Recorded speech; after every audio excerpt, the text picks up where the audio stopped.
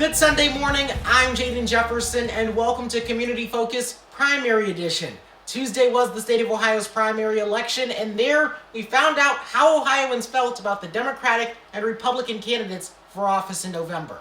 I want to first start out with the big result, which was the Republican Senate primary race. We had a three-way race here. We had Bernie Moreno, Secretary of State Frank LaRose, and State Senator Matt Dolan. This race here was one of the important races that night because it told us about how Ohioans felt about that big Trump endorsement. The former president endorsed Bernie Moreno.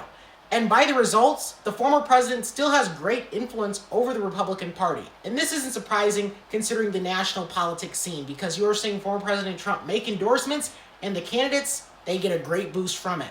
So that race was one of our closely watched races.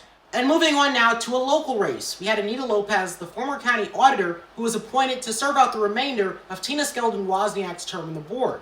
And obviously, Lopez had to face off in order to keep that seat. Her opponent was State Senator Paula Hicks-Hudson, the former mayor of Toledo. And in this race, Lopez came out victorious. And the final race that we're going to talk about this Sunday is the race between Congresswoman Marcy Kaptur and Eric Marin, who's a Republican. And this race is going to be interesting for one key reason. Congresswoman Kaptur, she has been serving for over 40 years. And so, it's going to be a question of whether Marin has what it takes in order to beat her. But one of his challenges is going to be the fact that this district includes a lot of Lucas County. Lucas County pretty much decides this election.